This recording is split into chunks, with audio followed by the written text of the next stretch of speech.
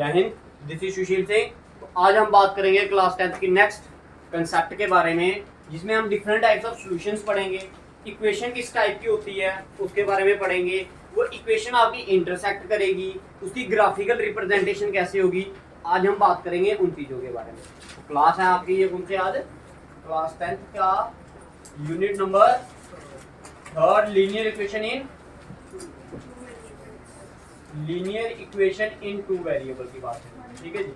जिसमें हम क्या करेंगे, डिफरेंट इक्वेशन के बारे में। ये जो आज की का क्लास है ये क्या है, कंसेप्चुअल क्लास है, ये कंसेप्टिव क्लास है, जिसके बारे में अब आज क्या पढ़ेंगे, हम सिर्फ कंसेप्ट के बारे में पढ़ेंगे, ठीक है। मान लो आपके पास क्या दी गई है, दो लीनियर इक्वेशन दी गई हैं, a1x b1y plus c1 equal to 0। और दूसरी इक्वेशन दी गई है आपको a2x plus b2y plus c2 equal to 0, ठीक है जी, समझ आ गया। तो सबसे पहले सॉल्यूशन की बात करते हैं हम, ए solution, that is unique solution. किस सॉल्यूशन की बात करेंगे,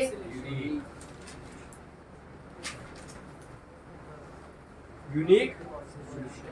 अब भाई यूनिक सॉल्यूशन में क्या होता है, ध्यान रखना भाई, एक्स और वाई की एक एक वैल्यू क्या है पॉसिबल है। क्या बोला मैंने, यूनिक सॉल्यूशन में क्या होता है, एक्स और वाई की कितनी कितनी वैल्यू पॉसिबल होती है, एक एक वैल्यू पॉसिबल होती है। कितनी होती है, एक एक। और अगर इसका ग्राफ कभी आप ड्रा करोगे यूनिक सॉल्यूशन का, किसका, यूनिक सॉल्यूशन, तो वो जो लाइंस होंगी वो किसी एक पॉइंट पर क्या करेंगी, आपकी इंटरसेक्ट करेंगी। और जिस पॉइंट पर इंटरसेक्ट करती है वही आपकी इक्वेशन का क्या होता है, सॉल्यूशन होता है। ये जो पॉइंट होगा यही एक्स और वाई की क्या होगी आपके पास वैल्यू होगी। किस केस में, यूनिक सॉल्यूशन में। अगर इक्वेशन को देखकर अगर आपने पहचानना है कि इक्वेशन आपकी यूनिक सॉल्यूशन है या कोई अदर है, तो उसकी पहचान क्या है, आपने क्या निकालना है, a1 upon a2, b1 upon और c1 अपॉन c2। अगर ये क्या आया, ये तीन दोनों आपस में क्या है, नॉट इक्वल, ये वाला पार्ट इस वाले पार्ट के बराबर नहीं होना चाहिए और ये वाला इस वाले, क्योंकि तीनों आपस में क्या होने चाहिए, अनइक्वल। तो ऐसे सॉल्यूशन को हम क्या बोलते हैं जी, यूनिक सॉल्यूशन। और इसमें हमेशा याद रखना, लाइंस क्या करती हैं, इंटरसेक्ट करती हैं। लाइंस क्या करती हैं, इंटरसेक्ट। दैट मीन आपकी इंटरसेक्टिंग लाइंस होती हैं। कैसी होती हैं, लाइन इंटरसेक्टिंग होती है। और इस सॉल्यूशन को क्या बोलते हैं हम, ये जो सॉल्यूशन होता है ये कौन सा होता है, कंसिस्टेंट। देखो दो तरह के सॉल्यूशन होते हैं, एक होता है कंसिस्टेंट, एक होता है इनकंसिस्टेंट। याद रखना, एक होता है कंसिस्टेंट, एक होता है इनकंसिस्टेंट। भाई कंसिस्टेंट सॉल्यूशन कौन सा होता है, वो सॉल्यूशन जिसमें x और y की वैल्यू क्या हो, पॉसिबल। जिसमें x और y की वैल्यू क्या हो, पॉसिबल हो, उसे हम क्या बोलते हैं, कंसिस्टेंट सॉल्यूशन। समझ आया।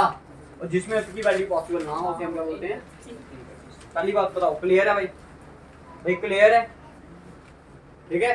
पहला पार्ट समझ आया, पहला सॉल्यूशन की टाइप समझ आई, पहले समझ लो फिर उतारो मत, ठीक है, समझ आ गया। अब आ जाओ दूसरी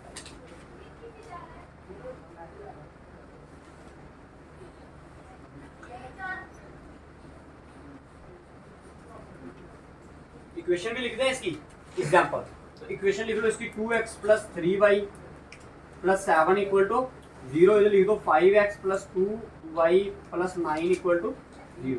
देखो इधर a1 क्या होगा 2, a2 क्या है 5, ये बराबर है क्या b1 और b2 के, नहीं। क्या ये c1 और c2 के बराबर है, नहीं है। तो दैट मीन ये सॉल्यूशन क्या आपका, इसमें x और y की कितनी वैल्यू होंगी। नेक्स्ट सॉल्यूशन लिखिए, देखिए इनफिनिटली मैनी सॉल्यूशन।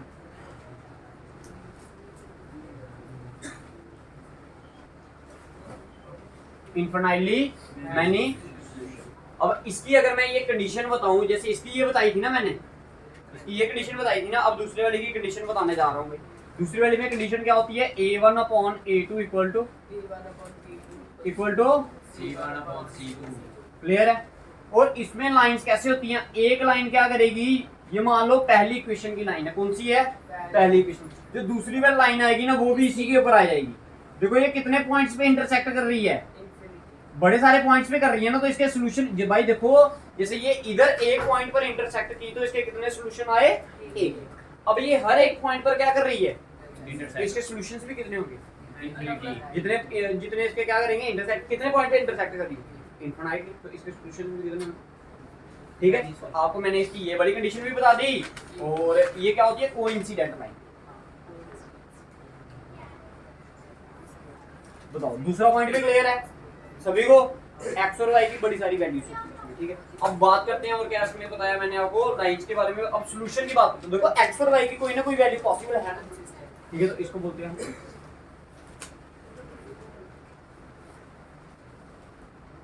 इधर तक क्लियर है। एग्जाम्पल की बात करूंगा तो मैंने लिखा है इधर क्या 2x + 3y + 9 = 0। अब इधर लिख रहा हूं मैं क्या 4x + 6y + 18 = 0। ये क्या है 2/4, ये क्या है 3/6, ये क्या है 9/18। इसको काटूंगा तो 1/2, इसको काटूंगा तब भी 1/2, इसको काटूंगा तब भी 1/2, तो सारे क्या आ गए बराबर आ गए ना। तो ये क्या हो गया कंसिस्टेंट सॉल्यूशन। बट ऐसा कंसिस्टेंट जिसमें क्या है सॉल्यूशंस क्या है आपके इनफिनिटली। अब एक पार्ट हो रहा है आपका, ठीक है जी। तो अगर आपने कभी भी आपने प्रूव करना है, अगर आपको पेपर में क्वेश्चन पूछा जाता है, उस आपको एक इक्वेशन दे दी, आपको बोला गया है which type of lines it है, तो आपने क्या करना है ये चीज निकाल दो, इसका a1/a2, b1/b2, c1/c2 निकाला आपने सभी ने। अगर वो बराबर आ गया तो आप बोल सकते हो इसकी इनफिनिटली मेनी सॉल्यूशंस है। अगर बराबर नहीं आया तो it does not have infinitely many solution. तो इसमें दूसरी कंडीशन पॉसिबल होगी, जहां तो ये वाली होगी। एक कंडीशन और समझाते हैं अभी आपको, ठीक है।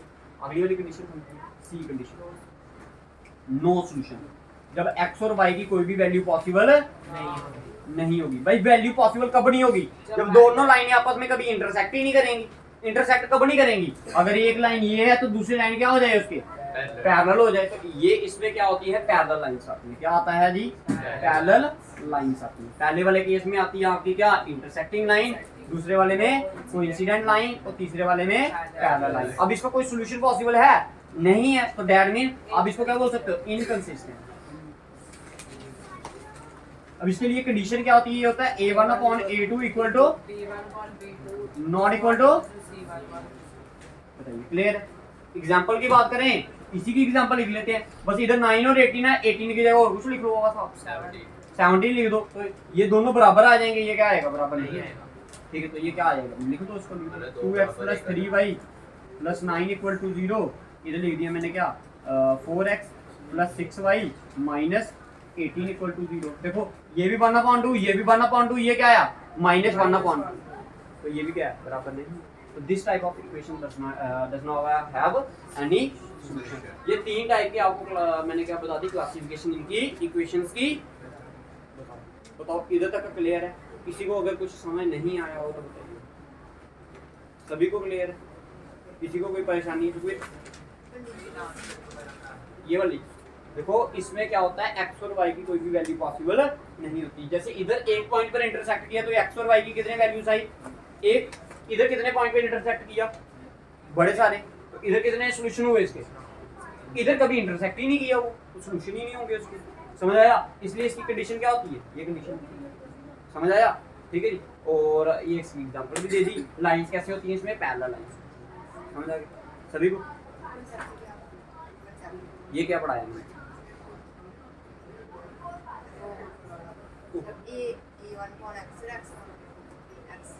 एक्स तो वेरिएबल्स है ना, उससे कोई नहीं पता चलता हमें। एक्स और वाई की तो वैल्यू निकालनी होती है। एक्स को ये चेंज होगा, एक्स तो एक्स ही रहेगा, नंबर चेंज होते हैं ना। जैसे इधर कौन सा इक्वेशन, जैसे ये एक्स की जगह पर एक्स, एक्स की जगह पर एक्स, ठीक है।